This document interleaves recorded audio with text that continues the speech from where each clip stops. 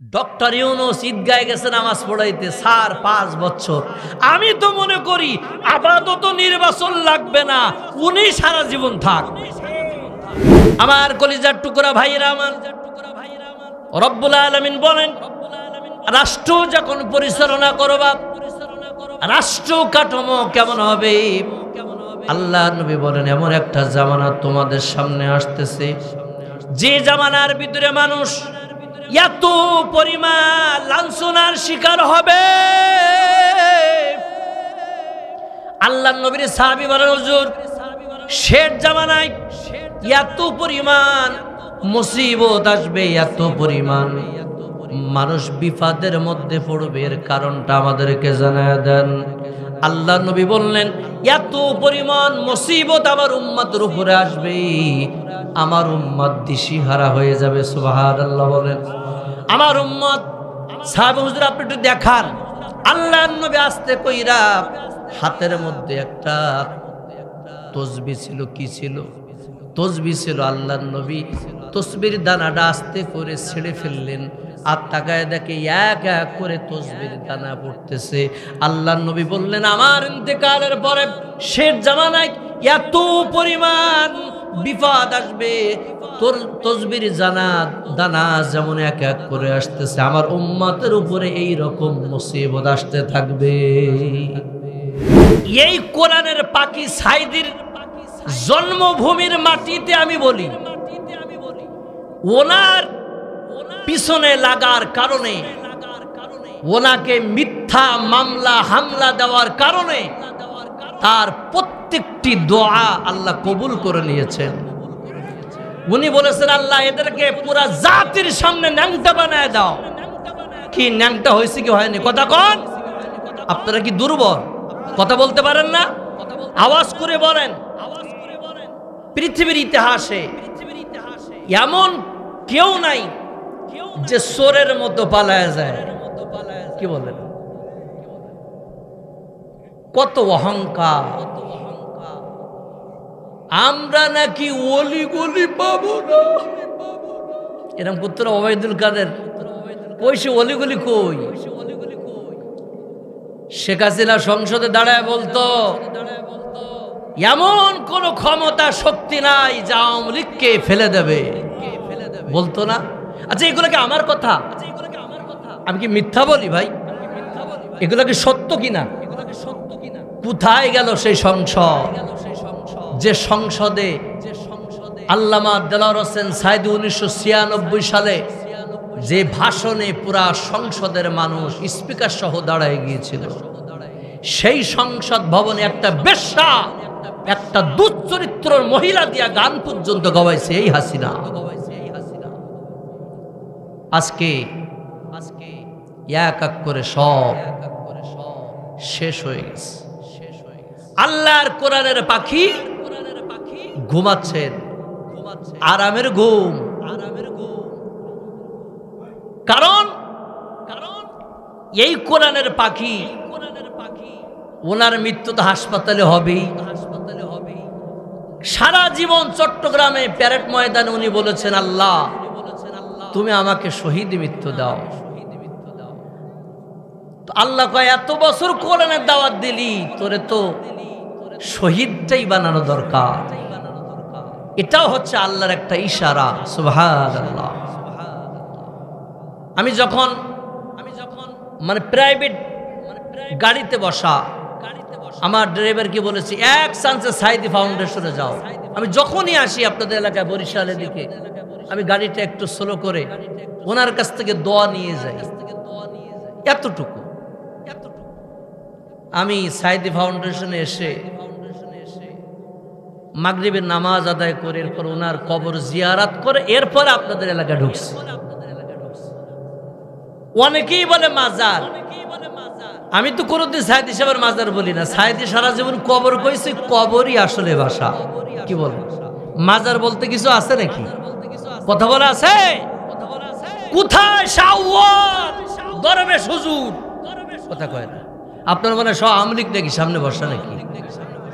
কোথায় শাওয়াল বড় পীর সাহেব? জিয়াওয়াল বেশি লাফাইছো, আজকে সাইদের 2 ছেলে রাজনীতি করে, তুই তো একটা চোর, তুই পলাশ কে? এত নির্যাতনের পরে তো সাইদের পরিবার এখনো দাঁড়ানো, ঠিক কিনা বলেন?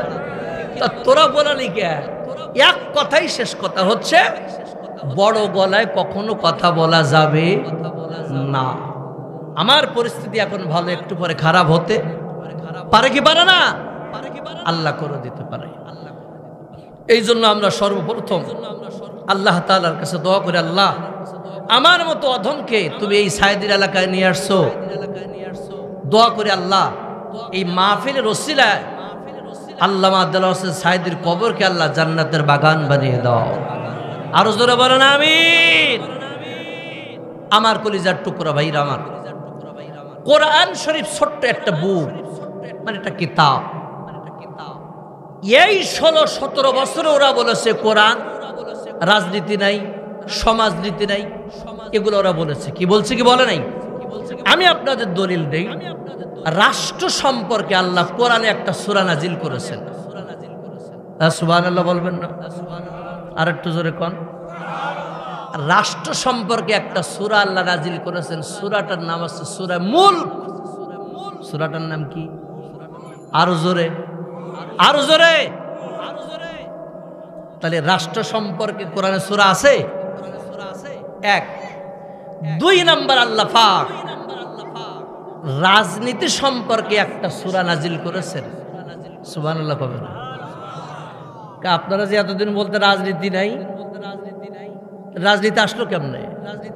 আল্লাহ তাআলা কোরআনের ভিতরে রাজনীতির জন্য একটা সূরা নাজিল করেছেন, সূরাটার নাম হচ্ছে সূরা বালাদ।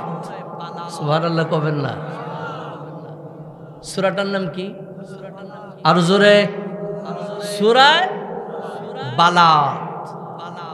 এবার রাজনীতি করা যাবে, তারপরে রাজনীতি গঠনতন্ত্র কেমন হবে, কেমনে রাজনীতির ধারাবাহিকতা থাকবে, সে বিষয়ে আল্লাহ কোরআনে একটা সূরা নাজিল করেছেন। সুবহানাল্লাহ কবেন না? সেই সূরাটার নাম হচ্ছে সূরা আরাফ। সুবহানাল্লাহ কয় না? সূরাটার নাম কি? আরো জোরে কোন? সূরা আরাফ।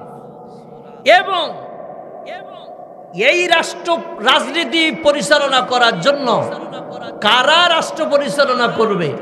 দাড়ি চাচা না দাড়িওয়ালা, টুপিওয়ালা না টুপি ছাড়া, সে বিষয়ে আল্লাহ একটা সূরা নাজিল করেছেন। সূরাটার নাম হলো সূরাতুশ শূরা। সুবহানাল্লাহ কবেন না ভাই? সূরাটার নাম কি? শূরা, সূরাতুশ শূরা। একটু জোরে বলেন না মারহাবা। তাহলে কি কোরআন শরীফের ভিতরে পাওয়া গেল? পাওয়া গেল? তাইলে রাজনীতি আছে ভাই? কথা জোরে বলেন, আছে? আমার সামনে বুড়ো হাওড়া গুলো বসছে, এরা মনে হয় 60-70 তো সাউন্ড ভলিউম কমে গেছে, একটু ভলিউম বাড়াই কোন। তাহলে রাষ্ট্র সম্পর্কে সূরা আছে? রাজনীতি জোরে, রাজনীতি রাষ্ট্র কিভাবে চলবে সে সূরা আছে? আচ্ছা, এরপরে আপনার কারা রাজনীতি করবে সে বিষয়েও সূরা আছে না নাই? পালাম। এখন আপনি যদি প্রশ্ন করেন, তাহলে হুজুর কোরআনটা তো আমরা শুধু মসজিদ আর মাদ্রাসায় রাখলাম, কোরআনের আসল কাজ কি? কোরআনের এখনো বর্তমান বাংলাদেশে আসল কাজ হলো শেখ হাসিনার ফিরায় আনা। কথা কয় না? কথা কয় না? হ্যাঁ, আপনি আওয়ামী লীগ করেন না কুত্তা লীগ করেন, আপনি করেন, ওটা আমার কিছু আসা যায় না। আপনি শাহবাগে যে মিছিল করছেন, ওখানে অবৈধ সম্পর্ক করে পোলাপান জন্ম দিয়ে ডাস্টবিনে ফেলাই দিয়েছেন, ওই সময় আপনার বিবেক কোথায় ছিল? একটা মানুষ জঘন্যতম অপরাধ করলেও কোনো মানুষের ফাঁসির মৃত্যুর পরে আনন্দ মিছিল করে মিষ্টি খায়, বাংলার ইতিহাসে কি আছে কোনো জায়গায়? সারা বিশ্বের ইতিহাস আছে। এই হাসিনা পরিবার করেছে। এক কথাই এরা বাংলাদেশের কোনোদিন ভালো চায়, এরা আসছে অতীতের মতো কিছু মারিকাটি খাইয়ে চলে গেছে। ওই যে শেখ হালাল বাটপারের বাচ্চা বাটপার, ও ছেলে শেখ তন্নায়, একটা ফেসবুকে ছবি ছাড়ছে, একটা ঘড়ির দাম 6 কোটি। কত? জোরে কত? কয় কোটি? আর তোমার দাঁত ফাঁকা কে? আমার দিক তাকান। আজকে আমি অনেক সময় দেব ধরেন এখন কত বাজে? আলোচনা তো 10:21 বাজে। সবাই খাওয়া দাওয়া করছেন তো ইনশাআল্লাহ? সবাই হয়তো খায়নি, খাবো, বাড়িতে যেয়ে খাবো ইনশা আল্লাহ কবুল করুক। একটা ঘড়ির দাম যদি 6 কোটি হয়, তাহলে আপনারা বলেন ওরা কত টাকা খাইছে? খুলনা শেখবাড়িও নাই, ধানমন্ডিও নাই, আবার মোবাইলের ভিতরে 2-1টা উস্কানি দিবি তো টঙ্গি পাড়াও থাকবে না। কারণ বাংলাদেশ হলো এখন যুবকদের বাংলাদেশ। কথা কয় না, বাংলাদেশ হচ্ছে এখন জবাবদিহিতার বাংলাদেশ। বাংলাদেশ হলো ডক্টর ইউনূসের বাংলাদেশ। এখন আপনারা বলতে পারেন ডক্টর ইউনূস কেন প্রধান উপদেষ্টা হল? ডক্টর ইউনূস যদি প্রধান উপদেষ্টা না হয়া বিএনপির মধ্যে যদি দিতেন, আপনি কার দিতেন? তার নামটা কোন? কথা কয় না। জামাতের দিতেন, সরমনা লাগা দিতেন, হেফাজতের দিতেন। এতদিন যদি দিতেন, ওই মোদি আপনাকে একটা সর মাইরা চেয়ার থেকে নামায় দিত। এখনো পর্যন্ত ডক্টর ইউনূস আছে বলে বাংলাদেশ আছে, চেয়ার আছে। ঠিক ঠিক করলে হবে না, এখনো অনেক দূর যাইতে হবে আমাদের। এখন ডক্টর ইউনূস আছে বলে বাংলাদেশ কেমন? বাংলাদেশ তুরস্কের ভিতরে যিনি প্রেসিডেন্ট এরদোগান, উনি হলো একজন শরবত ব্যবসায়ী। কি ব্যবসায়ী? শরবত। পাকিস্তানের সাবেক প্রধানমন্ত্রী একজন ক্রিকেটার। এরপরে আপনি চীনের বর্তমান যিনি প্রেসিডেন্ট, উনি হলো একজন কৃষক। আর ভারতের যে বর্তমান প্রধানমন্ত্রী ফুলহাতা, কথা বোঝেন না? ফুলহাতা হাওয়াতা বোঝেন? কিছু বুঝলে বাড়িতে যে বুঝলেন, ফুলহাতা। মোদি হলো একটা চাওয়ালা। তাইলে সারা পৃথিবীর দিকে তাকায় দেখেন, আমাদের ডক্টর ইউনূস হলো একজন চাওয়ালা না, শরবতওয়ালা না। ডক্টর ইউনূস হলো একজন ইন্টারন্যাশনাল নোবেল বিজয়ী। ঠিক কিনা বলেন? তাহলে কি ডক্টর ইউনূস ভুল হয়েছে না ভালো হয়েছে? হ্যাঁ, ওদের কপালে কত কষ্ট। পেঁয়াজ কেন 6 কেজি 100 টাকা হলো? এই মহিলা কত বড় বিয়াদব। কি কইছে জানেন? পেঁয়াজি খাওয়া লাগবে কে কইছে না? বিশ্বাস করেন এই পিরোজপুরের ভাইরা, বিশ্বাস করেন এই রমজানের মতো আর বাংলাদেশের ইতিহাসে এত সুন্দর ঈদ আর রমজান যায় নাই। ঠিক কিনা বলেন? একদিন কারেন্ট যায় না, আপনাদের কারেন্ট গেছে? এত সুন্দর সার্ভিস দিয়েছেন। ডক্টর ইউনূস ঈদগায় গেছে নামাজ পড়াইতে 5 বছর। আমি তো মনে করি আপাতত নির্বাচন লাগবে না, উনি সারা জীবন থাক। আপনারা কি কন? কারণ ইতে পূর্বে একদল ক্ষমতা এখনো আসে না, ইতে পড়বে অলরেডি সাদাবাজি দখলদারি শুরু করে দিয়েছে। কথা কন?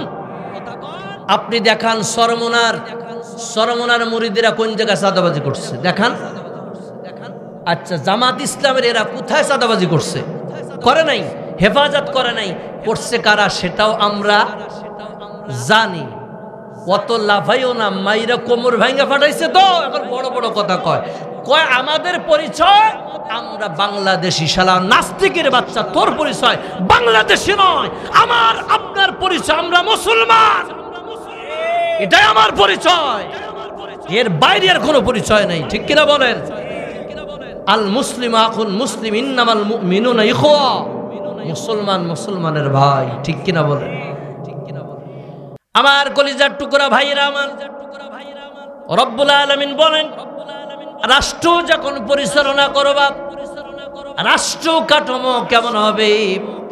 আল্লাহ নবী বলেন এমন একটা জামানা তোমাদের সামনে আসতেছে, যে জামানার ভিতরে মানুষ এত পরিমাণ লাঞ্ছনার শিকার হবে।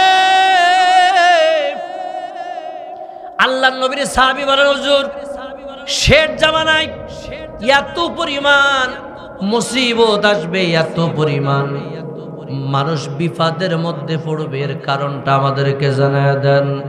আল্লাহ নবী বললেন এত পরিমাণ মুসিবত আমার উম্মতের উপরে আসবে, আমার উম্মত দিশাহারা হয়ে যাবে। সুবহানাল্লাহ বলেন। আমার উম্মত, সাহাবা হুজুর আপনি একটু দেখান, আল্লাহ নবী আস্তে কইরা হাতের মধ্যে একটা তসবিহ ছিল। কি ছিল? তসবিহ ছিল। আল্লাহ নবী তসবির দানাটা আস্তে করে ছেড়ে ফেললেন, আর তাকায় দেখে এক এক করে তসবির দানা পড়তেছে।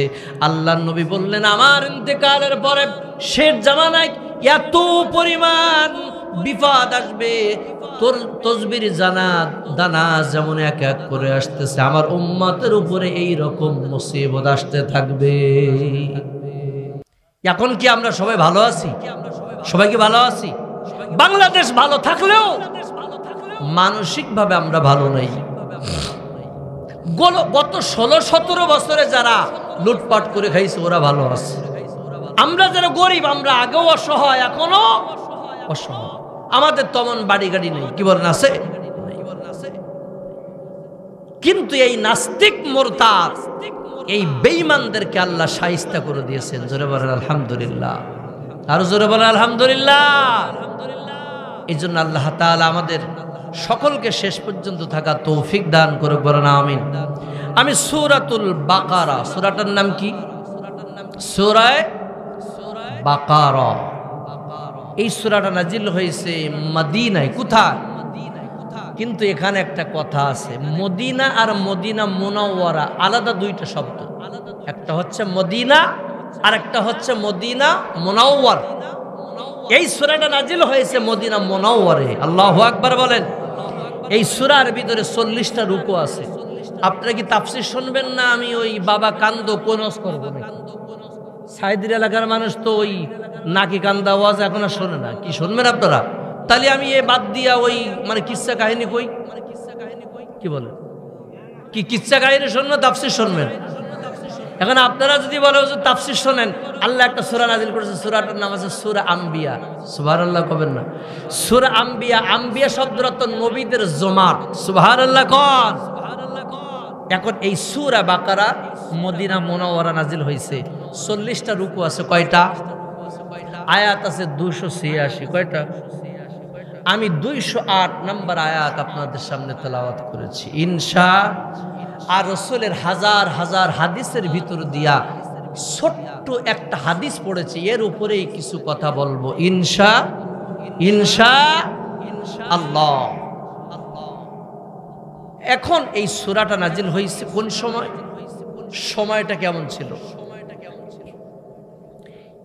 আল্লাহ রাব্বুল আলামিন বলেন সূরা কসাসের মধ্যে আল্লাহ বলেন এমন একটি জামানা ছিল যে জামানার মধ্যে মানুষ আল্লাহকে ডাকার সাহস পাইত না, আল্লাহর ঘরে যাওয়ার জন্য তারা অনুমতি পাইত না। এই অবৈধ সরকার 16-17 বছর এরা আমাদেরকে জঙ্গি সাজানোর জন্য এরা কি করেছে আপনি জানেন? কি করেছে? আমরা মাহফিল করেছি, ছবিগুলো উঠায় এনেছে। ওই যে ঈদের নামাজ পড়ছি, ছবিগুলো উঠায় এনেছে, সারা বিশ্বের কাছে যায় দেখাইছে, দেখো দেখো বাংলাদেশ একটা জঙ্গি। অথচ 7 মাস হয়ে গেল বাংলাদেশে এখনো জঙ্গির ঘটনা ঘটে নাই। বোঝা গেল ও ক্ষমতায় থাকার জন্য নাটক সাজাইছে। এ কথা কন, কথা কন। এখন সে জঙ্গি গেল কই? নাটক সাজানো জায়গা পাও না, তোমার নাটক পাবলিক বুঝে গেছে। বুবু আইবা আইবা গো, সেদিন আর ক্ষমতা বুবু পাইবা না। ঠিক কিনা? আইবা ঠিকই, কিন্তু ক্ষমতা পাবা না। আল্লাহ রাব্বুল আলামিন বলেন, ইয়া আইয়ুহাল্লাযীনা আমানু দুখুলু ফিস-সিলমি কাফা। আল্লাহু আকবার বলেন। রব্বুল আলামিন বলেন, এমন একটি জামানা ছিল 4000 বছর আগে। কয় হাজার বছর আগে? 4000 বছর আগে একটা দেশ ছিল, দেশটার নাম হলো মিশর। কি নাম? মিশর। ওই দেশের মধ্যে একটা প্রধানমন্ত্রী ছিল, তার নাম ছিল ফেরাউন। তার নাম কি? আর জোরে কোন, তার নাম কি? 4000 বছর আগে ফেরাউন ছিল মিশরের। 4000 বছর পরে 2008 থেকে 24 সাল পর্যন্ত আরেক ফেরাউন হলো বাংলাদেশে। আপনারা মানে কিছু বোঝেন না নাকি? বুঝি না। ওই ফেরাউন হলো মিশর, আর বাংলাদেশের ফেরাউন হলো হাসিনা। কথা কয় না? ওইটা 4000 বছর আগে, এটা 4000 বছর পরে। এরা কি করত? ফেরাউন ঘোষণা করে দিল, একদিন রাত্রের বেলায় ফেরাউন আর আসিয়া দুইজন স্বামী স্ত্রী একসাথে খুব মধুর আলাপ করতেছেন। এক পর্যায়ে ঘুমায় গেল। হঠাৎ করে ফেরাউন দেখতেছেন মিশরের এক কন্যা থেকে একটা আগুনের ফুলকে আইসা পুরা ফেরাউনের রাজ দরবার সব পড়ায় সারখার করে দিছে। ফেরাউন ঘুম থেকে লাফ দিয়ে উঠে দেখে আমার ঘরটা ঠিক আছে কিনা। ফেরাউন দেখে সব ঠিক আছে।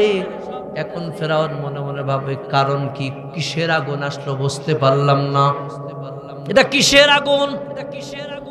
সকালবেলায় যারা জ্যোতিষী, যারা বিজ্ঞ লোক ছিল তাদেরকে ডাকা হলো।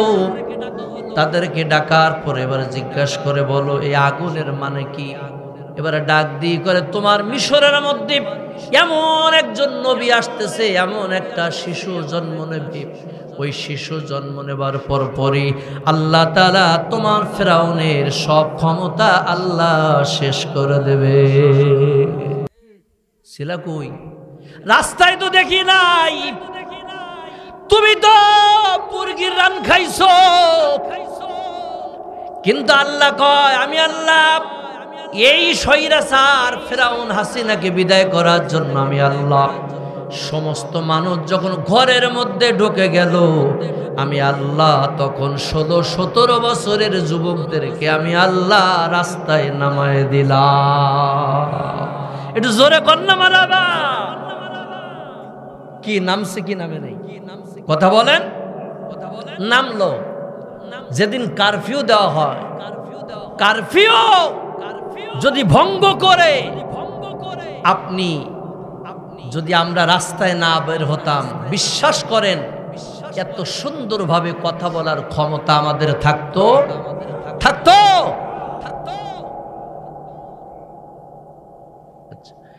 এখন শোনেন, আমার দিকে তাকান।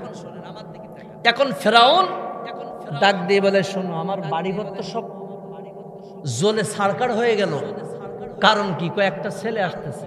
তাই এই আজকের থেকে স্বামী স্ত্রী মেলামেশা বন্ধ।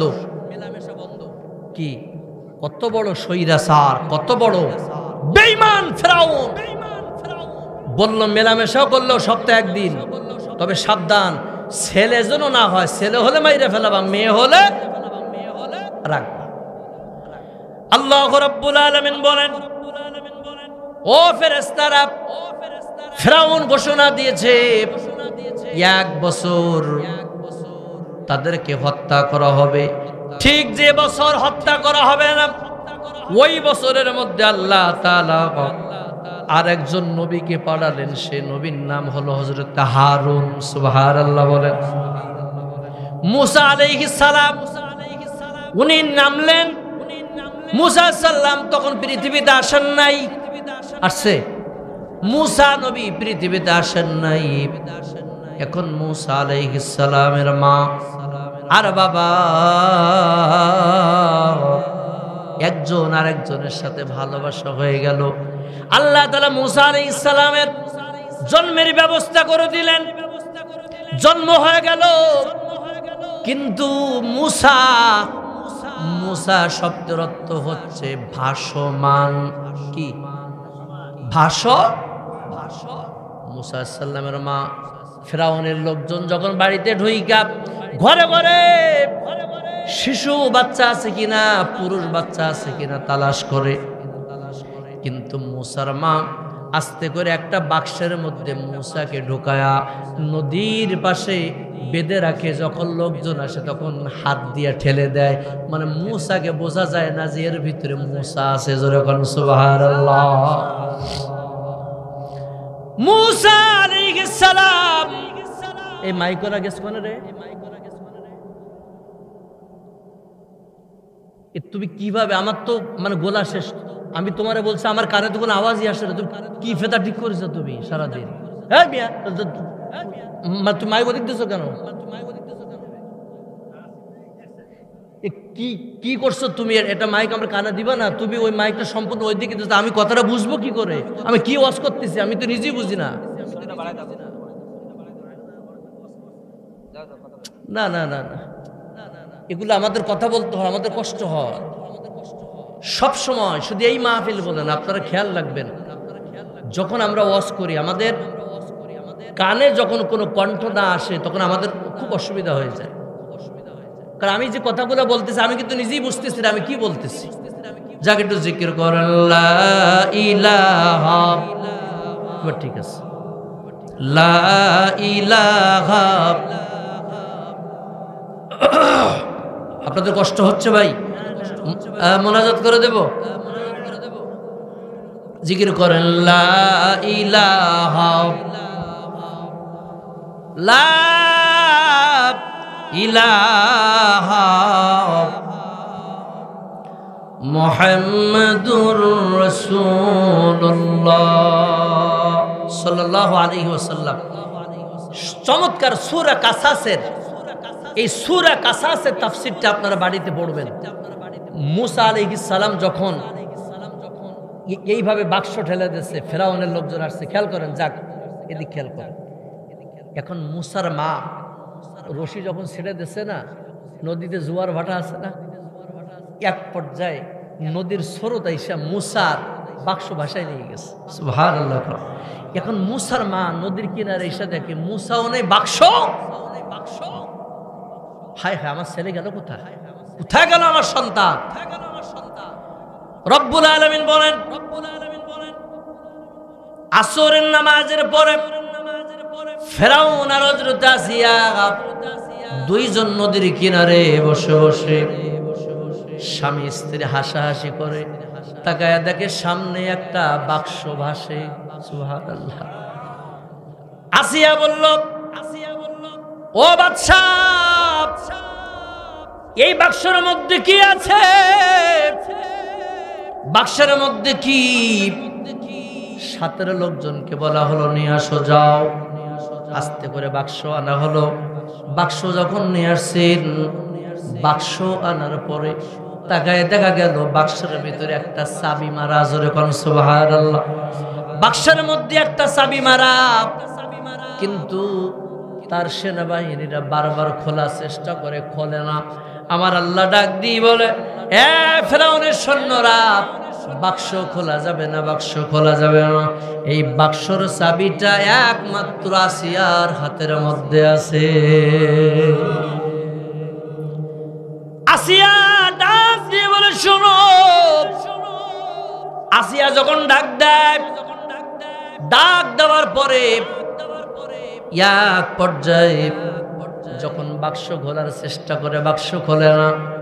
ফেরাউন বলল খোলো, খোলা হয় না। হযরত আসিয়া আস্তে আস্তে করে যখন সামনে চলে গেলেন, যাবার পরে দেখে একটা বাক্স, বাক্সর গায়ে হযরত আসিয়া আস্তে করে টাচ করলেন, আর মুহূর্তের ভিতরে তালাটা খুলে গেল। আরো জোরে। এদের জন্য করে না, শুধু জাতির পিতা, জাতির পিতা। আস্তাগফিরুল্লাহ। সারা জায়গায় মূর্তি আর মূর্তি। কত টাকার যে মূর্তি বানাইছে ওরা, একমাত্র আল্লাহ ছাড়া মনে আর কেউ জানে না। ও কয় মূর্তি, আসলে তো হিন্দুর গোষ্ঠী ছিল।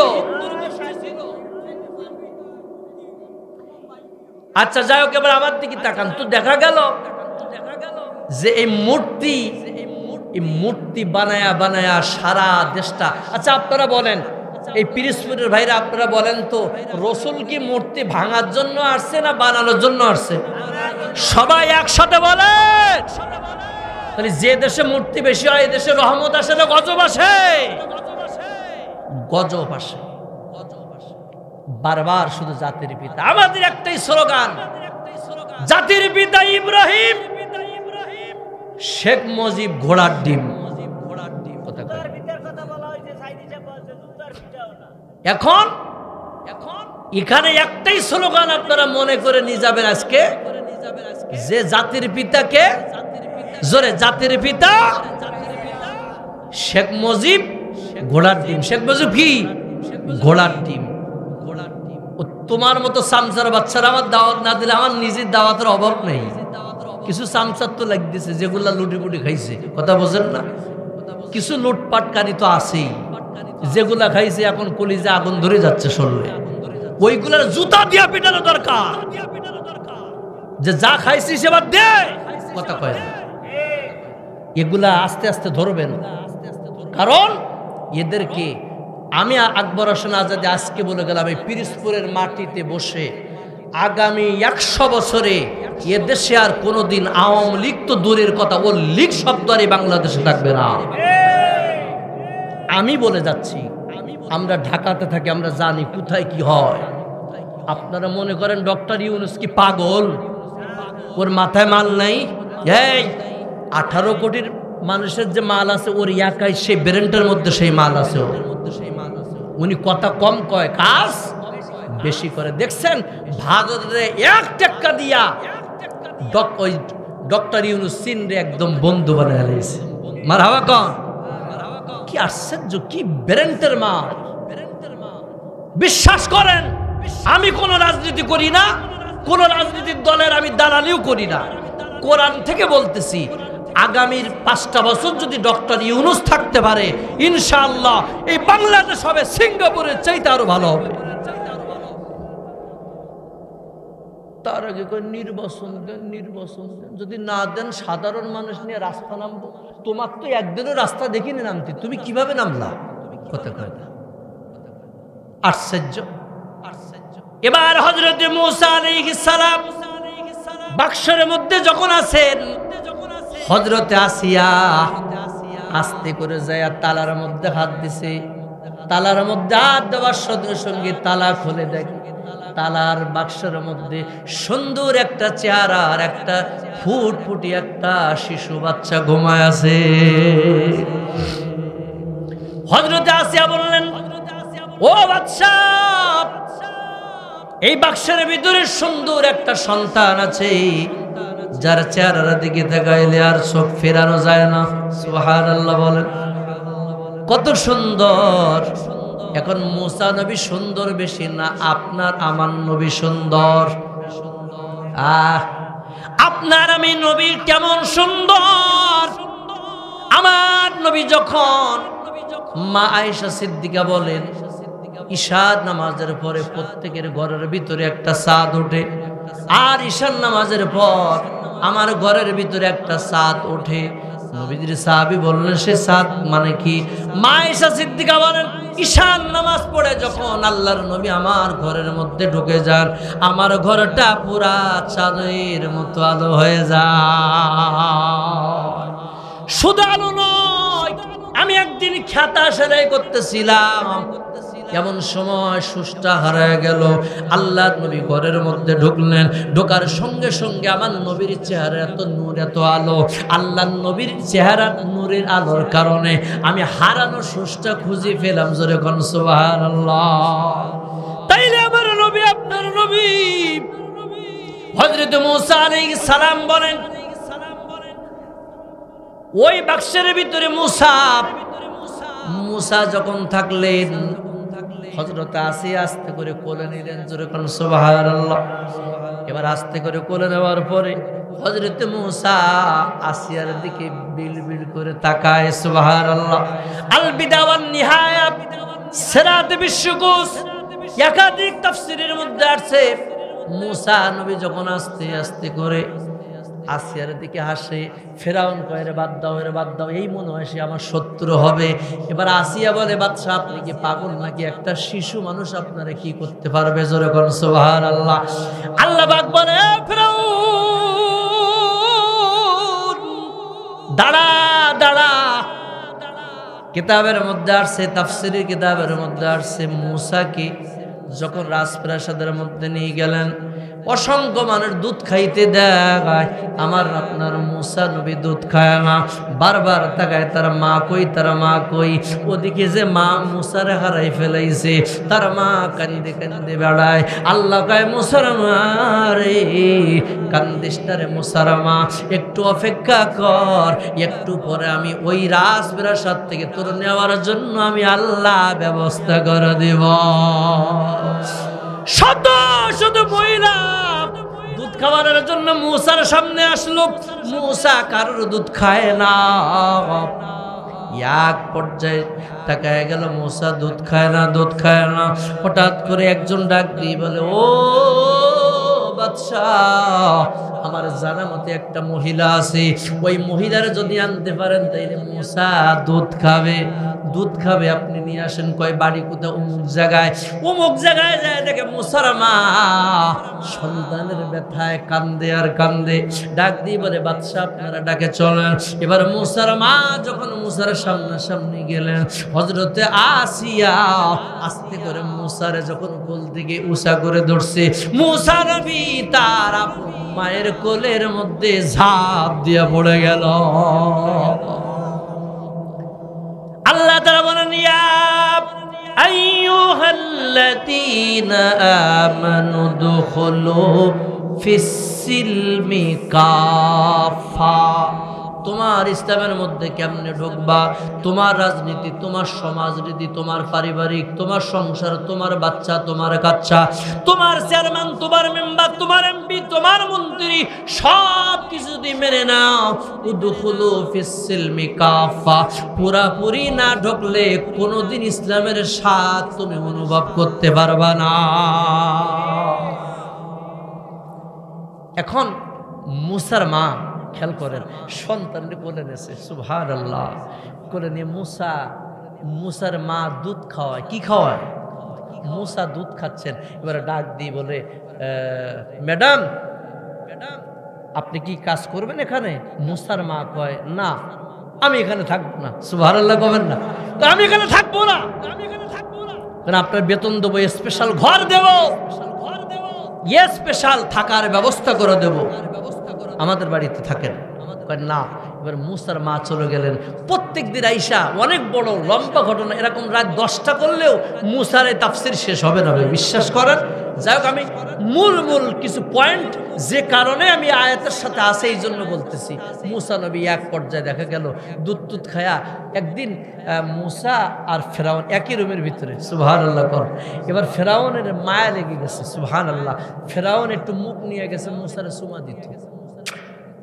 এবার মূসা নবী এমন জোরে দেশে এক চড়, ফেরাউন বলতে, আসিয়া এই তো আমার দুশমন, আমার এমন জোরে চড় মারছে, আমার থুতনা নাড়ে হেলেছে। আল্লাহ কয়, না ফেরাউন, মূসা হল আমার পয়গম্বর, মূসাকে চুমু খাওয়া সহজ নয়, মূসারে চুমা খাওয়া যাবে না। আস্তে আস্তে মুসা নবী বড় হয়ে গেল, এবার অপবাদ দেওয়া শুরু হলো, অপবাদ অপবাদ অপবাদ। যখনই কোরআনের কথা আপনি বলবেন তখন আপনার অপবাদ দেবে, যার কারণে সাইদি সাহেবের অপবাদের অভাব নাই। ওনাকে দর্শনকারী বলেছে, ওনাকে যুদ্ধ অপরাধী বলেছে, ওনাকে চোর বলেছে, কথা কোন ঠিক কিনা? এখানে সাইদি সাহেবের সাক্ষীরা আছে না? আছে। কই? ওই একজন বসা, যারা সাইদি সাহেবের পক্ষে সাক্ষী দিয়েছেন, আলহামদুলিল্লাহ। মরবে তো, ও তো মরতে আইছে, ওর হায়াত ছিল ওই পর্যন্ত, ও মইরাই গেছে, কথা বলেন ঠিক কিনা? ওর হায়াত, ওই যে মুজিবুল বশর আছে না, এক মাছ ভান্ডারি না কি ভান্ডারি, ওর বিচার আগে ও নিজের মরে গেছে কিনা আমার বিষয়, ও নিজে নিজে মরছে মনে হয়, যে আল্লাহ ফাঁসির রশির আগে আমি আগেই মরে যাই, কথা বলেন ঠিক কিনা? সুতরাং এরা সাইদি সাহেবরে কি বললো? সাইদি সাহেব বললো যুদ্ধ অপরাধ। সাইদি কি যুদ্ধ অপরাধী ছিল? সবাই জোরে বলেন। সাইদি সাহেব কি ধর্ষণকারী, টাকা লুটকারী? জীবনে সেই ঘরটা এখনো পড়ে রয়েছে, সেই 96 সালে পোস্টাল, কথা বলেন ঠিক কিনা? কথা বলেন। আজকে আমি তো মনে করি এই পিরোজপুরের মাটি হলো সারা পৃথিবীর চাইতে খাঁটি, কারণ আপনারা এমন একজন সন্তান এই মাটিতে জন্ম নিয়েছে, আপনি যে দল করেন করেন, কিন্তু সব শেষ একটা জিনিস জায়গায় আপনি আসবেন যে সাইদি আমাদের সাইদি, ঠিক কিনা? তুমি লিক করো না, কুত্তা লিক করো, তুমি করো, কিন্তু আমার সাইদি কোনো যুদ্ধ অপরাধী ছিল না, কথা বলেন। আমার সাইদি কোনো ধর্ষণ করে নাই, আমার সাইদি কোন মানুষের ঘর বাড়ি ভাঙে নাই, আমার সাইদি কোন অপরাধই করে নাই, কথা বলেন ঠিক কিনা? আর যদি অপরাধ যদি করে, যে মানুষটার ফাঁসির রায় হলে 150 উপরে একদিন মানুষ মরে যায়, এই লোকটা কি আসলেই জিন্দা ওলি না? আজকাল তো পীর আর পীরের অভাব নেই।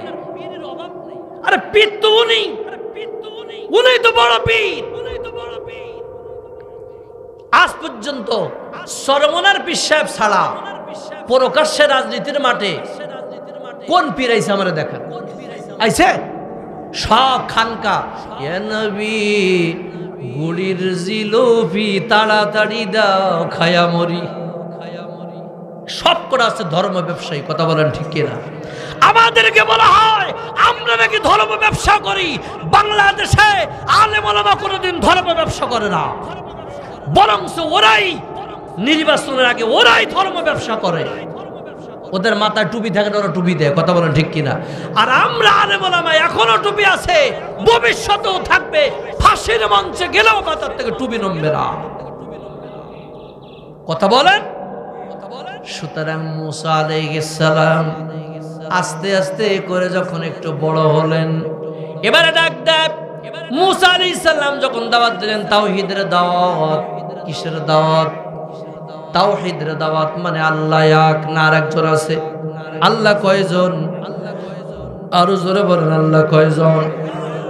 আল্লাহ একজন। নবীও দাওয়াত দিয়েছে আল্লাহ এক। পৃথিবীর ভিতরে যত পয়গম্বর আছে সবাই দাওয়াত দিয়েছে আল্লাহ এক। কিন্তু বাংলাদেশে এত পরিমাণ পীর বাড়ি গেছে, আল্লাহর পরে ওরা আবার পীর রে বাবা বলেও ডাকে, কথা কর, লজ্জা করে না? নিজের বাপরে বাপ বলো না, অন্য লোকেরা কিভাবে বাপ বলো? তোমার মতো আমার মতো সলিমদ্দি তুমি 20টা পীর সাহেবরে যা খাওয়াই না হবে, আজকে মাহফিল শেষ করে তোমার বাড়িতে যায়া তোমার মাকে একটা বিস্কিট কিনে যদি খাইতে দাও, তোমার 20টা পীর তোমার মার কাছে কিছু হবে না। এই পীরের পিছনে দৌড়ানো বাদ দাও, হক্কানি পীরের পিছনে যাও, যারা জান্নাত দেবে। সুবহানাল্লাহ। আপনারা তো কি সুন্দর করে সুবহানাল্লাহ বলেন, কোন পীর কি জান্নাত দিতে পারবে? তার সুবহানাল্লাহ তো বলেই ফেললেন। কোন পীর পারবে? গ্যারান্টি আছে? আল্লাহর নবী বলেছেন কিয়ামতের ময়দানে আল্লাহ যদি আমার দয়া করে, আমার আল্লাহ যদি আমাকে জান্নাত না দেয়, তাইলে আমি জান্নাতে যাইতে পারবো না, যদি আল্লাহ দয়া না করে। জোরে কোন সুবহানাল্লাহ। বনি ইসরাইলের মধ্যে একজন লোক ছিল, 500 বছর আল্লাহর গোলামি করেছে। কত বছর? 500 বছর। এই লোকটা একটা পাহাড়ের মধ্যে থাকতো, একটা গুহার মধ্যে থাকতো। আল্লাহ তাআলা তার দুইটা রিজিকের ব্যবস্থা করে দিয়েছে, এক হলো পানি, আর পাহাড়ের নিচে আল্লাহ তার জন্য একটা ডালিম গাছ লাগাই দিয়েছে। জোরে কোন সুবহানাল্লাহ। এই লোকটা দিনে দুইবার নামতো, এই ডালিম গাছ থেকে দুইটা করে ফল তিনি খাইতেন আর পানি খাইতেন। এইভাবে 500 বছর ইবাদত করলেন। কয়শো বছর? 500 বছর ইবাদত। 500 বছরে যখন ইবাদত করলেন, ওই লোকটার আল্লাহ কিয়ামতের দিন বলবে, বান্দা আল্লাহ তোমাকে দয়া করে জান্নাত দিলাম। জোরে কোন সুবহানাল্লাহ। ওই লোকটা বলবে, আল্লাহ আমি 500 বছর ইবাদত করেছি, অথচ আপনার দয়া নিয়ে কেন আমি জান্নাতে যাব? আল্লাহ কবে, তাই নাকি? তুমি আমলের বাহাদুরি থেকে জান্নাতে যাওয়া। এ আল্লাহর বান্দা শোন, তাইলে এক কাজ কর, তোর 500 বছর ইবাদত আমি আল্লাহ এক পাল্লায় দিলাম। সকালবেলা ঘুম থেকে ওইটা দুইটা চোখ দিয়া আমার যে তামাম পৃথিবী দেখছো, ওই দুইটা চোখ আর এক পাল্লায় দিলাম। এবার দেখা গেল যে সারা 500 বছর ইবাদতের চাইতে ওই আল্লাহর দুইটা চোখের নিয়ামত বেড়ে গেছে। জোরে কোন সুবহানাল্লাহ। এবার বান্দা বলে, আল্লাহ আমারে মাফ করে দেন। কই কেন? তুমি তো বললা তোমার আমল দিয়ে যাবা। কয় না আল্লাহ, না, ভুল হয়ে গেছে। আল্লাহ ভুল হয়ে গেল, তুমি দয়া করে আমাকে জান্নাতে দাও।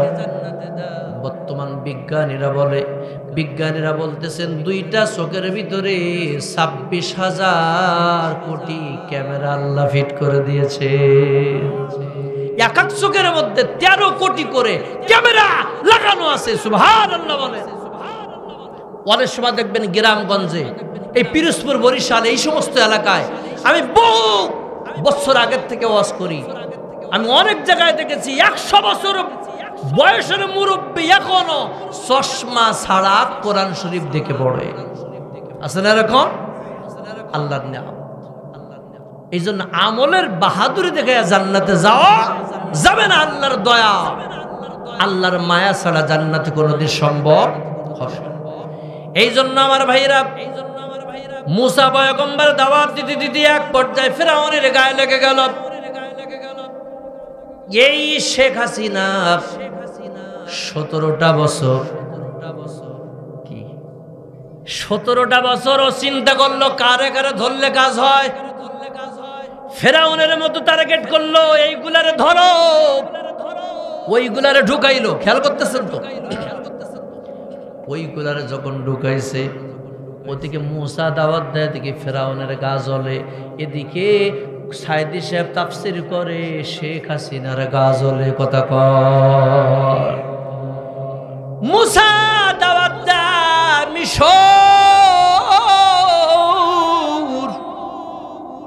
মিশরের মধ্যে দাওয়াত দেয়। কয় মুসা নবী হলো এক শিরা নবী, এক শিরা। বোঝেন? মানে ওই যে নিচের দিকে একটা। ওরা বলল মুসার ওইটা নাই। কি নাই? ওইটা নাই। মুসা নবী গোসল করতেছেন, আল্লাহ ডাক দিয়ে কয়, ঠিক আছে, আজকে আমি আমার মুসারে দেখাই দেব আসলে একটা আছে না দুইটা আছে। এবার মুসা নবী গোসল করে, এবার বান্দর যায় মুসা নবীর কাপড় চোপড় নিয়ে দিছে এক দৌড়। মুসা নবী আস্তে করে বের হয়ে গেলেন, আইসা দেখে কাপড় চোপড় নাই। কি নাই? এবার মুসা নবী কি করবে, কোন রকম লজ্জাস্থানটা ঢেকলেন। ডেকে আস্তে আস্তে হাঁটতে হাঁটতে 3 রাস্তার মাথায় সমস্ত লোকজন এক জায়গা, সবাই দেখে মুসার তো একটা না, মুসার দুইটা। সুবহানাল্লাহ। কিন্তু ওরা চাইছিল সাইদি সাহেবের সারা বিশ্বের কাছে বিয়োজ্জতি করবে। না না, মুসা নবী 3 রাস্তার মাথায় আল্লাহ দেখাইছে। আর আল্লামা সাইজি যে নির্দোষ ছিল, ও দিনের বেলা পোলাই যায় প্রমাণ করে দিয়েছে আসলে হাসিনা চোর আর সাইদি হলো সত্যবাদী। কথা কর, সত্য চোরের মতো পালায়। কথা কর না কেন? সেনাবাহিনী যখন সেনাবাহিনী প্রধান কয় রেডি হন, কই কিসের রেডি? আর সম্ভব না, গুলি চালাও সম্ভব না, অলরেডি ঢাকা শহর অচল হয়ে গেছে, তাড়াতাড়ি ওঠেন। কয় বিরিয়ানি, কয় বিরিয়ানি পরে খাইয়েন। কি বলে আহা, এই পিরিজপুরের ভাইরা ব্রেনটি একবার ক্যাচ করে না, কার জন্য কে ভাত পাকাইলো আর কে খাইলো, কে হাঁস পালছে, কে মুরগি পাললো আর কারা খাইলো। সুবহানাল্লাহ।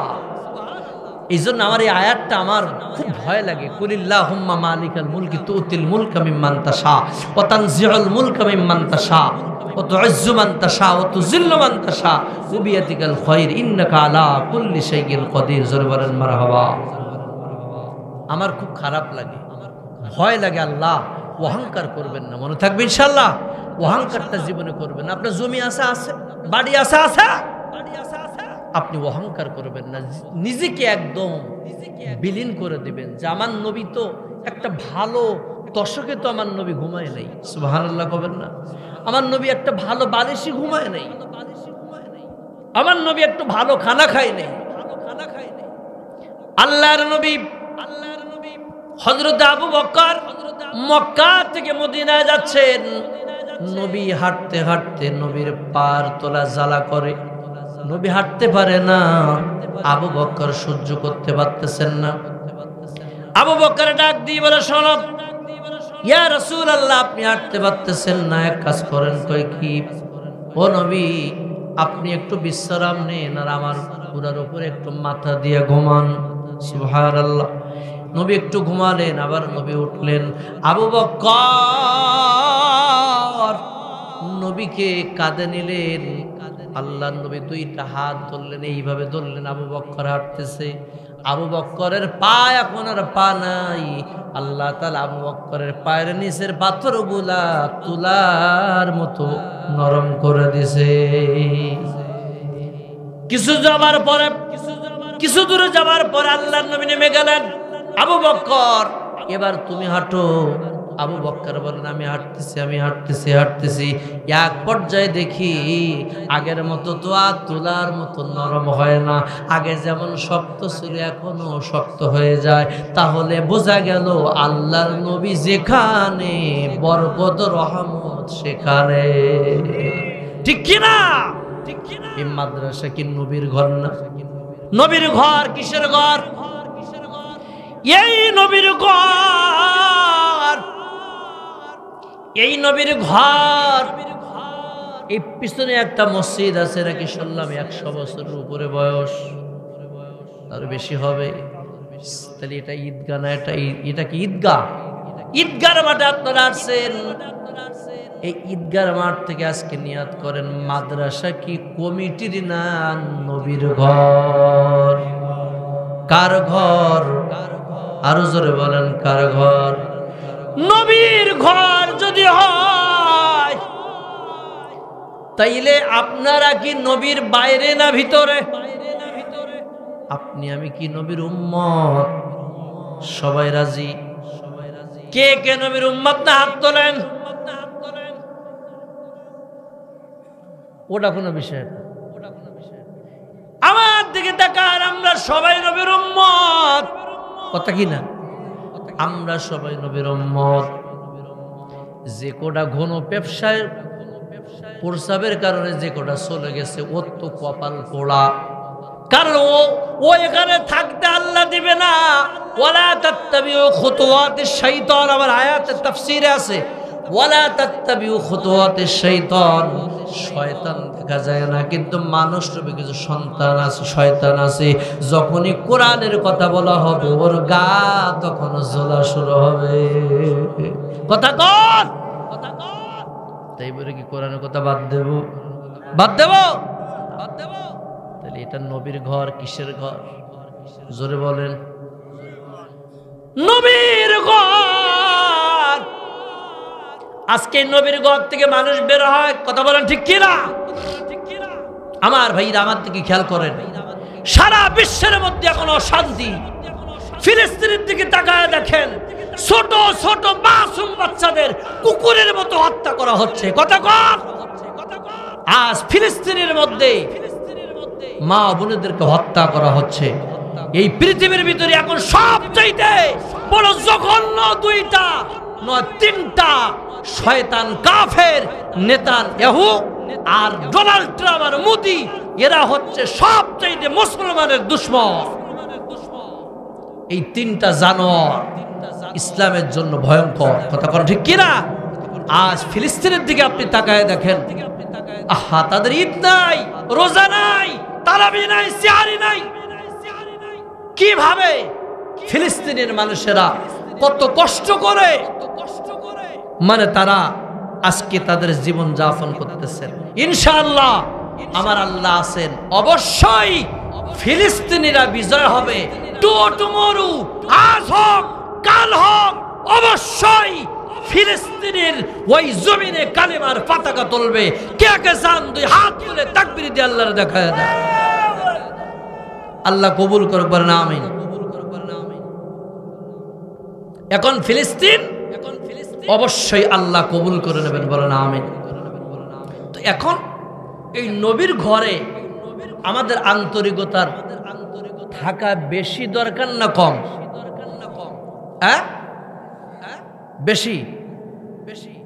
আচ্ছা, আমার দিকে তাকান। নবীর ঘর মানে আমরা তার উম্মত না, তাহলে আমাদের ঘর না?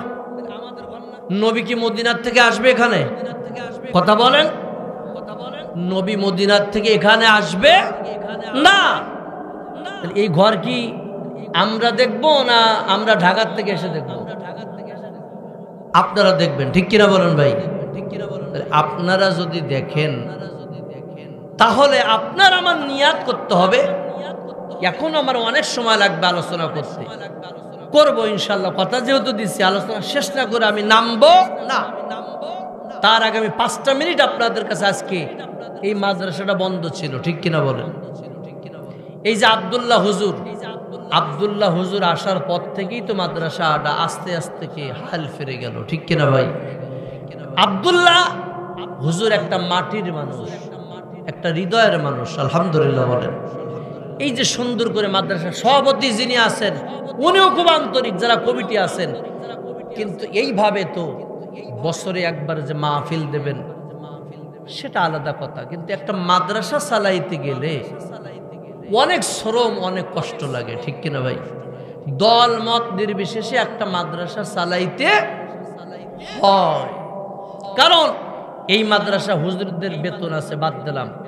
এখন আপনাদের কাছে আমার একটাই টার্গেট হলো যে এই নলবুনিয়া ফুরকানিয়া নুরানি হাফিজিয়া মাদ্রাসা, আলহামদুলিল্লাহ বলেন, হুজুর বলেন আলহামদুলিল্লাহ। এখন এই যে প্রতিষ্ঠানটা আপনাদের প্রতিষ্ঠান, জোরে বলেন আলহামদুলিল্লাহ, এই জিয়ানগরে অবস্থিত, কি বলেন? জিয়ানগর থানাটা আমরা নিয়াত করেছি। এখানে 50 জন থাকেন বা 20 জন থাকেন এটা দেখার বিষয় নয়। বদরের যুদ্ধের সময় সংখ্যা ছিল মাত্র 313 জন। আপনারা কি জানেন ইসলামের যখন প্রথম বিজয় হয়, ইসলামের সর্বপ্রথম যখন বিজয় র্যালি বের হয় তখন সংখ্যা ছিল মাত্র 11 জন। কয়জন? 11 জন লোক নিয়ে যদি মক্কা মদিনায় মিছিল করে ইসলাম কায়েম করতে পারে, তাহলে পিরোজপুরের এখানের মানুষ এই লোকগুলা নিয়ে কি আমরা নবীর ঘর প্রতিষ্ঠিত করতে পারে কি পারে না? জোরে পারে কি পারে না? এই জন্য এই মাদ্রাসার কিছু কথা বলে আমি মূল আলোচনা করে ইনশাআল্লাহ আমি দোয়া করে দেব। এখন আমার দিকে তাকান। এই নলবুনিয়া ফুরকানা নুরানি হাফিজিয়া মাদ্রাসা আমরা একটা নিয়াত করেছি, আলহামদুলিল্লাহ। কি হলো নিয়াতটা? হলো এই যে আমরা আজীবন যে কদিন বেঁচে থাকবো, শুধু এই মাদ্রাসা নয়, আমি বিভিন্ন জায়গায় গেছি, বিভিন্ন জায়গায় দেখেছি, বিভিন্ন জায়গায় আমি বড় বড় মাদ্রাসা আমি নিজে হাতে আজীবন সদস্য আমি করে দিচ্ছি। সেই এলাকার মানুষ সুন্দরভাবে এই মাহফিল আজীবন প্রতিষ্ঠান চালাচ্ছেন। আমি না ওইটা পরে আমি আপনার কাছে জিজ্ঞাসা করতে চাই যে এই মাদ্রাসা যদি আপনাদের দ্বীনের মাদ্রাসা হয়, আপনাদের মাদ্রাসা যদি হয়, তাহলে মন থেকে একজন আল্লাহর বান্দা আমি মাত্র 1000 টাকা আজীবন সদস্য, বছরে একবার, বছরে কয়বার, শুধু মাহফিলের 1 সপ্তাহ আগে দেবেন। ধরেন এবছর তো মাহফিল হয়ে গেল, আগামী বছর আবার মাহফিল যখন হবে তখন আপনি ওই 1000 টাকা দিয়ে দেবেন। তাহলে দেখা গেল এইভাবে যদি 50টা লোক যদি আমরা নামগুলো লেখায়, ভাই 1000 টাকা করে যদি হয় কয় হাজার ভাই, 50,000 টাকা যদি হয়, তাহলে এই মাহফিল মাদ্রাসা চলতে কি অসুবিধা হবে? কথা বলেন। সর্বপ্রথম এই ফর্মে নাম লিখবো, একদম এই ফর্মটা লিখে তার হাতে পৌঁছাই দেব। কি নাম? মুজিবুর রহমান। লেখেন। এই যে আচ্ছা, এটা আমরা পরে লিখে লিখে পাঠাই দেবেন। হ্যাঁ, 1 নম্বরে হচ্ছে আমার বড় ভাই মুজিবুর সাহেব, উনি বদরি সদস্য, বছরে একবার। বছরে কয়বার? বছরে একবার। মাহফিলের 10-15 দিন আগে দিয়ে দেবেন। এরপরে গোলাম মোস্তফা, 2 নম্বরে বদরি সদস্য গোলাম মোস্তফা, 2 জন পাইলাম। 3 নম্বর হাত ধরে একটা লোক কিন্তু বাকি না, সবাই নেবে, হাত নামান। আগে একজন করে নেই, আপনার নাম বলেন ভাই, এদিকে থাকে, আপনি এটা লেখেন। ওই যে আমি বলতেছি, হ্যাঁ, দেলাওয়ার হোসেন হাওলাদার, 3 জন বদরের সদস্য পাওয়া গেল।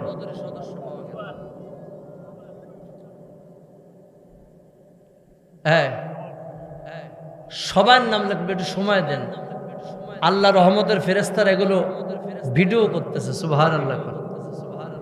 আল্লাহ রহমতের ফেরেশতারা দেখতেছে, আমরা গুনাহগার হতে পারি, আল্লাহ রহমতের ফেরেশতারা তো নিষ্পাপ, ঠিক কিনা? মিরাজ মাতব্বর হয়ে গেল। আপনিও লেখেন, আপনি লেখেন, প্লাস মোবাইল নাম্বার লেখেন, নাম মোবাইল নাম্বার। বজলু আজীবন, আজীবন কই, বজলু কই? ও, তো ওই জায়গা দাঁড়াই হাত উঁচু করলে হবে?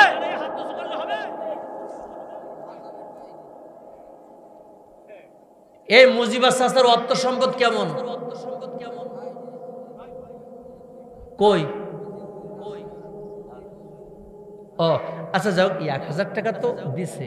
আচ্ছা, এরা কিন্তু এবছরের জন্য পালাম, আগামী বছর কিন্তু আবার দিতে হবে। আচ্ছা, গেল। লেখেন লেখেন লেখেন, দুলাল। হ্যাঁ হ্যাঁ, লেখেন। কারণ আমরা বদরি সদস্য, বছরে একবার। এখানে একটা লোক বাকি থাকবে না, একটা লোক না। মহিলারা যদি শরীক থাকতে চায় যে হুজুর আমরাও বদরি সদস্য করব, ওনারাও থাকতে পারে, কোনো অসুবিধা নেই। নাসির, নাসির ভাই, নাসির ভাইয়ের আব্বার নামে আজীবন সদস্য, আজীবন সদস্য। 8 টাকা আমি ঠিকই নিয়ে চলে যাবো। তুই আসলি না আসলে তুই একবার সারা জাহান নামে চৌরাস্তায়, আমার কি? আমার দিক তাকান। আর কয়জন হয়েছে ভাই? অন্তত 50টা লোক আমি চাচ্ছি এবছরের জন্য, 50টা লোক। মহিলা, আসলে বিষয়টা হচ্ছে কি, এই যে লাস্টে আমারে যে কালেকশন করতে হবে, এইটা আমার তাহলে আমাকে 9টা ওটা উচিত ছিল। মূল্যবান সময় আবল তাবল দিয়ে নষ্ট করে, রাত যত গভীর হয়, পিরিসপুরির লোক আমি জানি বেশি গভীরে দর্শনে না। তো যাই হোক, যা হয়ে গেছে গেছে। এখন রাত একটু হয়ে গেছে, আমরা মাদ্রাসার খাতিরে কিছু করতেছি ইনশাআল্লাহ। বাকি আলোচনা শেষ করে দোয়া করে দেব। বলেন, আর কেউ আছেন? বদরি সদস্য আজীবন, বছরে একবার, বছরে একবার দেবেন যে হুজুর আমার নামটা লেখেন, আমি বছরে একবার শরীক থাকবো। মোটামুটি 15 জন হয়েছে, 12। নাম কি? আবু বকর সিদ্দিক লেখেন। ও ওই আচ্ছা, এরপরে আর কে আছেন?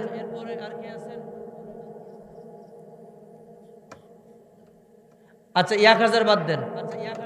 এই বদরি সদস্য আপনার 500 করে, আজীবন সদস্য 500, মানে 10টা লোক হাত তোলেন। যারা দেননি সেই 10টা লোক মানে 500 করে হাত তোলেন। যে হুজুর বছরে একবার আমরা দেব, বছরে একবার 500 বদরি সদস্য।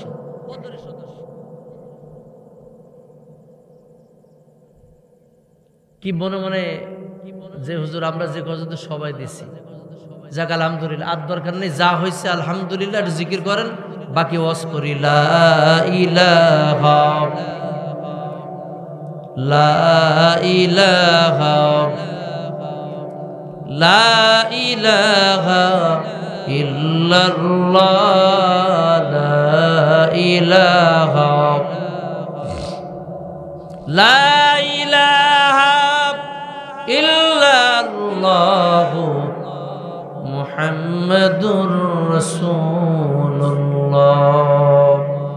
আমার ভাইরা, তাহলে 1 নম্বর মেসেজ সূরা বাকারা। সূরা বাকারা 208 নম্বর আয়াতে আল্লাহ বলেন, যদি শান্তি পেতে চাও, সুখে শান্তিতে থাকতে চাও, তাহলে ইসলামের বিধান মেনে উদখুলু ফিস সিলমি কাফা, ইসলামের মধ্যে ঢোকো।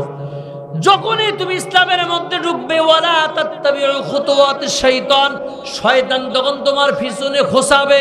কথা কয় না, শয়তান তোমাকে খোঁচাবে, কয় মসজিদে যাইস না, নামাজ পড়িস না, মাদ্রাসা টাকা দিস না, মাদ্রাসা নিয়ে আলোচনা সমালোচনা কর। এটা কোনো ইমানদার করতে পারে না, ও হলো 1 নম্বর বড় শয়তান। ঠিক কি না? এখন শয়তানের কাজ, আল্লাহ বলে ইন্নাহু লাকুম আদুউম মুবিন, খবরদার না, তুমি শয়তান যে পথে চলে তোমরা সেই পথে চলো না। শয়তান যেটা করবে তোমরা সেটা করবা না, আর শয়তান যেটা করে যদি ওইটা যদি তোমরা করো, আমার আল্লাহর তরফ থেকে তোমাদের জন্য এমন শাস্তির ব্যবস্থা আছে যে শাস্তি তোমরা কল্পনাই করতে পারো না। আল্লাহু আকবার বলেন। জাহান্নামের শাস্তি ছোট না বড়? জোরে বলেন, ছোট না বড়? এখন জাহান্নাম এত বড় ভয়ঙ্কর একটা জায়গা হবে, দুনিয়ার যে আগুন আপনারা দেখতে পান, এই আগুনের চাইতে আরো 70 গুণের স্পিরিট বেশি থাকবে। মারহাবা ও নবীর উম্মত। এবারে যখন জাহান্নাম আর জান্নাতের ভিতরে মানুষ থাকবে, ওই দিন ওরা জান্নাতের মধ্যে যাবে, কিন্তু এই দুনিয়া থাকবে না। আল্লাহ তাআলা কি সুন্দর করে বলেন, ওয়াজআলনাল লাইলা লিবাসা। রব্বুল আলামিন বলেন, বান্দা ওয়াজআলনাল লাইলা লিবাসা, আমার বান্দা সারা দিন কাজ করে, লাইল মানে রাত, লিবাসা আমি আল্লাহ তাআলা আমার বান্দার জন্য জমিনকে বিছানা বানায় দিলাম। জোরে কোন সুবহানাল্লাহ।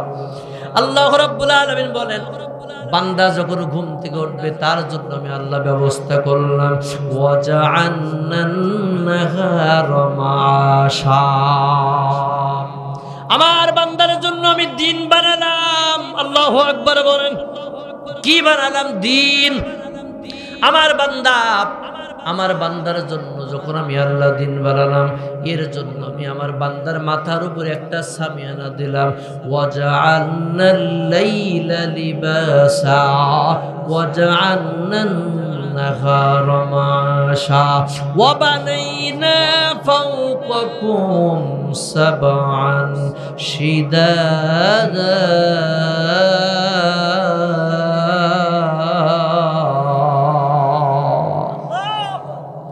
ডাক দিয়ে বলো, বান্দা আমি আল্লাহ তোর মাথার উপরে একটা আসমান বানালাম। এই আসমান আমি আল্লাহ বানাইছি, একটা ধাপ নয়, 7টা ধাপ দিয়ে আমি আল্লাহ আসমান বানালাম। মারহাবা কোন 7টা বানালাম রে বান্দা, কিন্তু মাথার দিকে তাকায় দেখ, আমি আল্লাহ যখন বলবো ইদাস সামাউন ফাতারাত ওয়া ইদাল কাওয়াকিবু ইনতাসারাত ওয়াইদাল বিহারু ফুজ্জিরাত। আল্লাহ তাআলা অন্য সূরার ভিতরে বলেন ওয়াশ-শামসি ওয়াদুহাহা ওয়াল কমারি ইযা তালাহা। এই যে তারকারাজি দেখা যায়, চাঁদ দেখা যায়, সূর্য দেখা যায়, সব চূর্ণ বিচূর্ণ হয়ে যাবে, কোনো অস্তিত্ব থাকবে না, সাগর নগর হয়ে যাবে, নগর সাগর হয়ে যাবে, এই পিরোজপুরের আগে বাড়িঘর থাকবে না, সব যখন পানির সাথে ভাসতে থাকবে, আল্লাহ তাআলা তখন ডাক দিয়ে বলবে লিমানিল মুলকুল ইয়াউম লিল্লাহিল ওয়াহিদিল কাহ্হার। আল্লাহু আকবার বলেন। আল্লাহ বলবে ও বান্দা, দুনিয়ার ভিতরে কিছু নাই, গাছ নাই, মানুষ নাই, জিন ইনসান সব শেষ হয়ে গেছে, এখন আর কারা বাকি আছে? তখন আল্লাহ ডাক দিয়ে বলবে ও আজরাইল, এই পৃথিবীর মধ্যে আর কারা বেঁচে আছে বলো? আজরাইল বলবে আল্লাহ আমরা সারে ফেরেশতারা, আপনি ছাড়া আর কেউ নাই। আল্লাহু আকবার বলেন। আল্লাহ বলবে আমরা চারজন, আর আল্লাহ আপনি আছেন, আর কেউ নাই। রব্বুল আলামিন বলবেন তাইলে এক কাজ করো, এই চারজনের ভিতরে ইসরাফিলের রূহ কবজ করো। সুবহানাল্লাহ। আল্লাহ কি ক্ষমতা! আল্লাহ বলবে সব শেষ হয়ে গেল। এবার আজরাইল আস্তে করে যায় ইসরাফিলের গলার মধ্যে হাত দেবে, আস্তে করে রূহটা টান দেবে, রূহটা বের হয়ে যাবে। আজরাইল আর কয়জন আছে? কয় আমি আছি, জিবরাইল আছে, আর মিকাইল আছে, আল্লাহ আপনি ছাড়া আর কেউ নাই। রব্বুল আলামিন বলবেন মিকাইলের মারো। মিকাইলের গলার মধ্যে হাত ঢুকানো হবে, মুহূর্তের ভিতরে রূহ কবজ। দুইজন গেল ফেরেশতা, বাকি থাকে কয়জন? দুইজন। আল্লাহ বলবে ও আজরাইল এখন আর কয়জন আছে? কয় আল্লাহ তিনজন, আমি আর জিবরাইল, আর আপনি ছাড়া এই দুনিয়ার ভিতরে আর কেউ নাই। সুবহানাল্লাহ। রব্বুল আলামিন বলবেন যে আজরাইল রে, তাইলে আমার জিবরাইলের রূহ কবজ করো। আজরাইল এবার জিবরাইলের কাছে যাবেন, জিবরাইলের রূহটা আস্তে করে কবজ করবেন। কবজ করা হয়ে আল্লাহ বলবেন আজরাইল এখন আর কে আছে? আল্লাহ আপনি আর আমি ছাড়া আর কেউ নাই। কয় তাইলে এক কাজ করো আজরাইল, তোমার নিজের জান তুমি নিজেই কবজ করো। আল্লাহ সূরা ফাতিহার মধ্যে বলেন কুল হুয়াল্লাহু আহাদ। সূরা ফাতিহার পরে যে সূরাটা সবচাইতে দামি, সবার কম বেশি মুখস্থ আছে, সূরা ইখলাস অথবা কুল হুয়াল্লাহু আহাদ। আল্লাহ যে বলেছেন আমি এক, তার প্রমাণ দেখেন। আল্লাহ যে এক, আল্লাহ কি? আল্লাহ আজরাইল রূহ কবজ করো। আল্লাহ কেমনে করো? ওয়াটার, আমার আল্লাহর ওয়াটার করো। আজরাইল তার নিজের জান, তার নিজের জান টেনে বের করে ফেলবে, আল্লাহর সামনে ছুটে দেবে। সুবহানাল্লাহ বলেন। কার সামনে? আল্লাহর সামনে যখন ছুটে দেবে, আল্লাহ বলবে কোন মানুষ নাই, দুনিয়া সব ফাঁকা, গাছপালা ভেঙে গেল, ফেরেশতারাও মরে গেল। এখন বলেন তো আর বাকি আছে কে? তার নামটা আসতে না, বাকি আছেন কে? আল্লাহ তাআলা ডাক দিয়ে বলবে এখন আমার আসল বিচারটা শুরু হয়ে যাবে। ওই দিন পিরোজপুর থেকে দৌড় মারবো সবাই। সুবহানাল্লাহ বলেন। আমরা তো ছোট বক্তা, আমরা তো অত দলিল জানি না। সেদিন এক বক্তা কয় ফিলিস্তিনের ময়দানে হবে কিয়ামতের মাঠ। এই গাঞ্জা করা পাইছে কোন জায়গায়? দুইটা হাদিসের মধ্যে আসছে আরাফাকে ইঙ্গিত দেওয়া হয়েছে। আসলে কিয়ামতের মাঠ কোথায় হবে সেটা আমার আল্লাহই নিজে ভালো জানে। এমন হতে পারে পিরোজপুরেও তো হতে পারে, কথা কয় না। এই ধরনের বক্তাদেরকে আবার ভাইরাল বানায়। কই ফিলিস্তিনের মধ্যে সেদিন এক বক্তা ওয়াজ করে ডোনাল্ড ট্রাম্পের হাদিসে আছে, আস্তাগফিরুল্লাহ কোন। আমি নাম নিচ্ছি না, আবার কিছু কিছু বক্তা কয় আমি কোরআন ছাড়া কথা বলি না। অনেক বক্তা আয়াত বলে একটা ভুল ব্যাখ্যা পাবলিক রে সার্ভিস দেয়। আমি কিন্তু এটা বলতেছি। সেদিন বগুড়ার ভিতরে আমি একজন, আমার তো টুপি একটু কম, আমি নেটের মধ্যে দেখলাম এক বক্তা কোরআন শরীফে কয় সে শুধু আমি বিশ্ববিদ্যালয়ে পড়ছি, অমুক জায়গায় পড়ছি, তমুক জায়গায় পড়ছি। সাধারণ একটা মুসল্লি প্রকাশ্যে তারা এসে আপনি কোরআন শরীফের আয়াতের ভুল ব্যাখ্যা করছেন, এসে মরি যাবা ভালো, ঠিক কিনা কন? তোর ডক্টর দিয়ে আমি ফেতা করবো? তুই কোন বিশ্ববিদ্যালয়ে পড়েছিস? তোর এটা পাবলিক যদি বলে কোরআন ভুল পড়েছিস, তা তুই কে ডক্টর? তুই কথা কর না, এগুলো বাদ দেন। যতটুকু পারবো ততটুকু করার চেষ্টা করবো, অতিরিক্ত নয়, অতিরিক্ত দরকার নেই। এখন বলেন তো আল্লাহ ছাড়া আর কেউ আছে নাকি? সব একাকার হয়ে গেল। ওই সাইদির কবর থেকে উঠবে, ওই সলোমনার বিশ্বাস সলোমনার কবর থেকে উঠবে। কথা ওই মুফতি ফজলুল্লাহ কামিনী তার কবর থেকে সে উঠবে। আপনাদের এলাকায় যত দাদা দাদি যারা মারা গেছে সবাই কবর থেকে উঠবে। গন্তব্য হবে একটা আল্লাহর আরশের ময়দানে, হাসরের ময়দানের দিকে দৌড়াবে। কোনো মানুষের কাপড় থাকবে না, কোনো মানুষের পরন বলতে কিছুই থাকবে না। মা আয়েশা সিদ্দিকা বলেন, ইয়া রাসূলুল্লাহ, ইয়া হাবিবাল্লাহ, আমার বড্ড ভয় হয়, জীবনে কোনোদিন আমি বিপদায় থাকি নাই। কিয়ামতের ময়দানে আল্লাহ তাআলা যখন ইসরাফিল যখন সিংহায় ফুঁক দেবে, মানুষগুলা উলঙ্গ অবস্থায় দৌড় মারবে। রবি গো,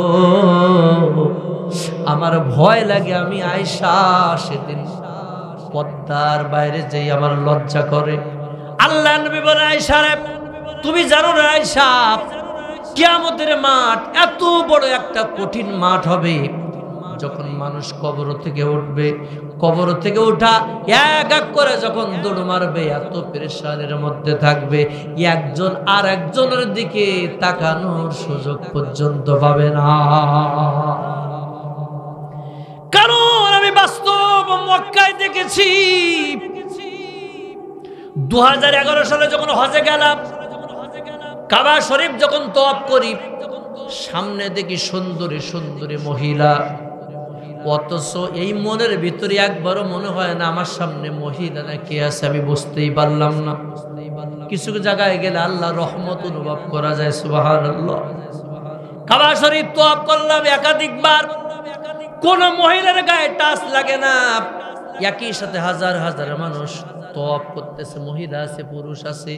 ওই দেশের মানুষের পুলিশের হাতে কোনো অস্ত্র নাই, তারপরও মানুষ কি শৃঙ্খল ভাবে থাকে। আর বাংলাদেশে গত 17 বছর এই শেখ হাসিনা পুলিশ গুলারে তোর সামসা বানায় হয়ে গেছে। কথা কর, কিভাবে তুমি ইসলাম কায়েম করবা? ইসলাম কায়েম হবে না। অনেকেই বলে ডক্টর ইউনূস সুদখোর, আমিও মানলাম ডক্টর ইউনূস সুদখোর, কিন্তু বাংলাদেশটা এমন পর্যায়ে গেছে সুদখোর ছাড়া কাজ হচ্ছে না। তোমার মতো আমার মতো ডুবিয়ালা পড়লে এতদিন যে কয়বারে তোমার দৌড়ানো লাগলে তোমার খবরও থাকতো না। ওই ডোনাল্ড ট্রাম্পের পাশে যে আমেরিকার সবচাইতে বড় ধনী, কি যেন নাম ওর, ইয়েল মার্স না কি যেন, ইলন মার্স, এত বড় ধনী ডোনাল্ড ট্রাম্পের পাশে থাকে। কয়েকদিনের মধ্যে কিন্তু উনি চলে আসতেছেন, ধরে বলেন মারহাবা। উনি আবার বাংলাদেশে আসতেছে। ডক্টর ইউনূস কারোর কাছে যাবে না, সারা বিশ্ব ডক্টর ইউনূসের বাংলাদেশে আসবে। ঠিক কিনা বলেন? আর সবচাইতে মনে একটা খুশি, জন্মের পরেই সর্বপ্রথম দেখলাম একটা জাতীয় ঈদগাহের ভিতরে একজন প্রধানমন্ত্রী পুরুষ হয়। সবচাইতে ভালো লেগেছে, ঠিক কিনা জোরে কর। সে সুদখোর না ঘুষখোর, তার বিচার আল্লাহ করবে। আপনি যে বড় গলায় বলতেছিল সুদখোর, আপনারও তো এমন গুনাহ আছে যে আপনার স্ত্রী আর ছেলেরাও জানে আপনি বড় বড় কথা কন, আপনার যখন লিক হবে আপনি কিন্তু এলাকায় মুখ দেখাইতে পারবেন না কথা কন, ঠিক কি না? উনি তো একটা সুৎখোর, সারা বিশ্বের লোক জানে। তারপরও এই বাংলাদেশের ক্রান্তিকালে আইসা যে উনি বুড়ো বয়সে বাংলাদেশে হাইল ধরছে, এই জন্য আল্লাহকে শুকুর আদায় করা দরকার। আলহামদুলিল্লাহ। আমার ভাইরা আমার খেয়াল করেন, ওই সময় সমস্ত নেতার পিছনে দৌড়াবে, নেতা কর্মীরা পিছনে পিছনে দোয়া করবেন। এখন দেখা যাচ্ছে দৌড়াইতে দৌড়াইতে মানুষের কাছে চলে যাবে। এক পর্যায়ে মানুষ যখন মানুষের কাছে যাবে, হাসরের ময়দান কায়েম হয়ে গেল। আল্লাহ তাআলা ডাক দিয়ে বলবেন, ফেরেশতারা এক কাজ করো, আমার হাসরের ময়দান হয়ে গেছে, এখন আমার বিচার শুরু। আল্লাহর বিচার কি কোনো ফাঁকি আছে নাকি? আল্লাহর বিচারে কোনো ঘুষ আছে, কোনো দুঃখ আছে? সুখ নাই, দুঃখ নাই, ঘুষ নাই। আল্লাহর বিচার হবে নিরস। আলাইসাল্লাহু বিআহকামিল হাকিমিন। আল্লাহর চাইতে এত বড় ভালো বিচারক আর হতে পারে? ওই যে বিচারপতি মানিক, ওরা তো বিচারপতি বলা যাবে না, ও মানিক। ওইটি কিন্তু সর্বপ্রথম সাইদি সাহেবের রায় দেয়। কথা কয় না, টকশোরের মধ্যে যায় বলে আমি একটা ভালো কাজ করছি, কয় সাইদি সাহেবের রায় দিছি, কিন্তু ওর কপালে জানা ছিল না সাইদি মরে গেলে যে ওর যে আন্ডা একটা থাকবে না, কিন্তু ওর খবরে ছিল না। পাবলিক এমন মার দিছে, এমন মারা মারছে, ওরে কলার পাতা সবাই রাখছে, ঠিক কিনা ভাই? সুতরাং ইসলামের সাথে লাগতে যাবেন না, আলেমদের সাথে বিয়াদবি করবেন না। বিয়াদবি করেছেন তো আজকে কার সাথে বিয়াদবি করলেন? সাইদের সাথে বিয়াদবি করে আর তারে 13টা বছর জেলে রাখলেন। কি ক্ষতি করতে পারিছেন? কি ক্ষতি করলেন ওনাকে বলেন তো, কি ক্ষতি করেছেন? উনি দুনিয়াতে চলে গেছে, তার ওয়ারেস যারা এখনো বেঁচে আছে, মনে করেন ওরা কি সত্যের পক্ষে কোনোদিন এই বিচার হবে না বাংলাদেশে? হবে না ইনশাআল্লাহ। আজ হোক কাল হোক, প্রত্যেকটা বিচার হবে। শেখ মুজিবের বিচার যদি হতে পারে, 20 বছর 30 বছর পরে যদি বিচার হতে পারে, ইনশাআল্লাহ একদিন না একদিন যারা সাইদিকে যারা খুন করেছে ওদের বিচারও এই বাংলার জমিনে হবেই হবে ইনশাআল্লাহ। আল্লাহ কবুল করুক, বলেন আমিন।